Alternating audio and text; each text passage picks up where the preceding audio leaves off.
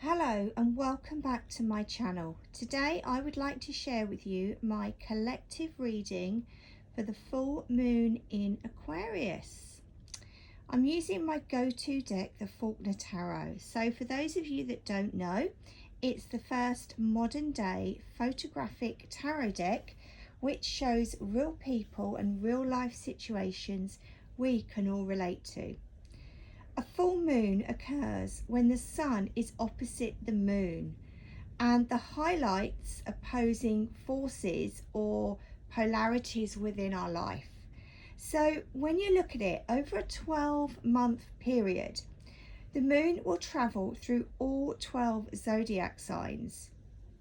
Therefore, every month on a full or a new moon, we will always have a different energy to work with. This particular full moon in Aquarius has the potential to liberate your soul, freeing you to pursue endless possibilities through your active imagination. You are likely to receive brilliant insights and have a desire for excitement. So let's now have a look. You can see I have my 5 cards laid out, and here in the middle we have one of my very own crystal guidance cards. So let's start by having a look at number 1. What old habits or beliefs do we need to release? So here we have the Three of Swords even, and yes, it's an emotional card. But the full moon is a fabulous time to be releasing any of these old emotions. Maybe you've been telling yourself the same story over and over again. Even maybe having that sense of a victim mentality. You know, try not to let yourself be absorbed so much in the emotions, whether they are connected to the past or the here and now, that you can't move forwards. Nobody wants that for anybody. So if we can release these stories, these emotions, that is a huge part in beginning the cleansing process, and it's going to help you grow and evolve and possibly make you stronger as a person as well. So thank you, Spirit, for that card. Beautiful. So card number 2, which area of our lives is craving more freedom and new experiences? Wow, perfect card. The King of Pentacles. So our King of Pentacles, when I teach tarot, he typically represents those earth sign energies, Taurus, Virgo and Capricorn. These are the guys in the tarot that have it all. The nice house, the flashy car. You know, they're not afraid to work hard to get what they want in life. However, let's go back to the question. Which area of our lives is craving more freedom, more new experiences? So we're definitely going to be focusing here on the materialistic elements or aspects of life. So here in the UK, July the 19th was kind of like Freedom Day. It was about taking that step forwards, even though COVID is still very much around us, but you know, allowing us to kind of get some sense of normality back. I guess time will tell on that one. However, it is important for you to dream big. So have you got any hopes, dreams, wishes or goals in your mind? Maybe these are things that you've written down at the time of the new moon. Maybe these are things that you have on a vision board. So what I would say with this energy here is add in the important details. add in those inspired action steps, and just know as a person, you are now feeling more confident, you are feeling more successful, and you can now identify opportunities as and when they make themselves present. Beautiful, lovely, lovely energy. So number 3, card 3, where in our lives do we need to bring in a new attitude or perspective? So this is card number 3. Wow, the Magician. I love the Magician energy. So I think what this is saying to us is we need to have more of a belief with our intuition, but equally trusting what is to come, what is going to be right in front of you when you walk over that bridge, when you get in that boat, or you walk round the corner. Opportunities are everywhere, but sometimes we simply don't see them. So I do feel this is trying to reinforce that each and every one of us has the power. We are magicians. We are the magical manifestors. And if you can work with the energy of spirit and with the earthly realms, magic really can be yours. So again, going back to what I said a minute ago in the King of Pentacles and those dreams, wishes, ideas, do you have ideas in your mind? Again, this is highlighting that we need to take the first step. We need to take those, what I call inspired action step. If you take one step towards the gods, they will take 10 steps towards you. And that is a fabulous quote from Joseph Campbell. And it's one that I truly believe to be true. So, yeah, take those inspired action steps so you can bring your intentions to a sense of fruition. We really can turn all of our ideas into reality. So such a beautiful energy. Thank you, Spirit. So card number 4, how can we find balance between our head and our heart? Okay, 10 of Pentacles, love it. The very last card in the tarot deck. So this shows us that we've worked really hard. We've really, learned to get the balance between head and heart. We see a happy family home. We know that, it isn't always about the money, about the abundance. There has to be that sense of emotional connection to something as well. So again, going back to what I always say about a new moon wish, you absolutely need to feel the feeling of the wish fulfilled. And this really comes into this question: how do we find balance between the head, the mindset, the logic, and the heart, which is going to be dealing with our emotions, with our love for something? So we need to get the balance, and pretty much we've got it.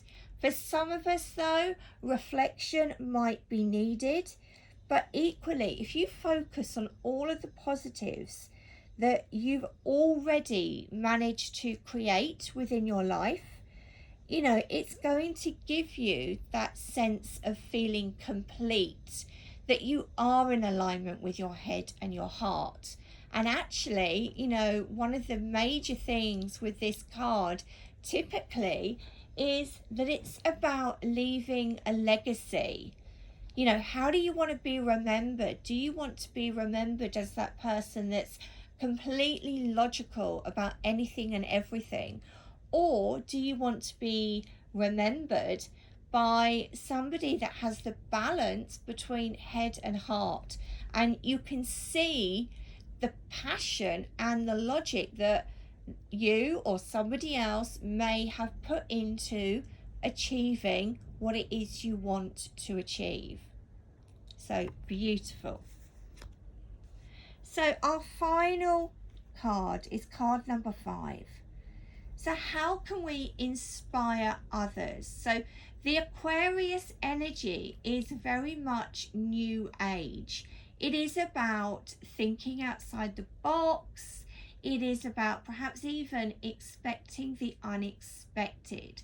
So Aquarius, for those of you that don't know, is ruled by the planet Uranus, the planet of originality. Expect the unexpected. So what are we going to get? Wow. Okay. Knight of Pentacles. So if you've been paying attention, viewers, watchers, you will see this is our 3rd card from the suit of Pentacles, which talks about all things abundance. It talks about the money. It talks about achieving. So how can we inspire others? Well, this guy, our knight here, he looks like he's waiting for that all-important call so that his dreams can come into fruition. So I really feel by looking at this energy, we can inspire others by sharing our dreams, sharing our ambitions in this lifetime. And if you look at the card here, as we go up here, there's lots of stars. And I always want to say, reach for the stars. Work with the number 8. That is a fabulous energy in numerology for achieving what you want to achieve. And yeah, just don't be afraid to do it. You know, a lot of this energy here is about believing that you can achieve anything that you actually set your mind to. And yeah, think outside the box. Be eccentric. Really think about, you know, if you have maybe a spiritual business, as an example, what is your niche?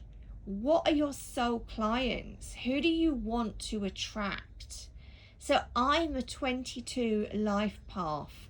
So that's one of the master numbers in numerology. And one of the key factors with the 22 life path is that we want to change the world one person at a time. And I really do feel, since I launched my business back in 2011, 2012, so just over a decade ago now, that is what I've been doing. I have been helping people one person at a time. And my tagline, for those of you that don't know, for Shining Star Holistics, is shining a light on your mind, body and soul. And I'm so passionate about that. And, you know over the last 10 years that I've inspired many, many others to take the first step into actually achieving their own dreams. And that makes me really proud. So how can you inspire others? Share, tell your story, you know, show them what you've achieved. All of those sorts of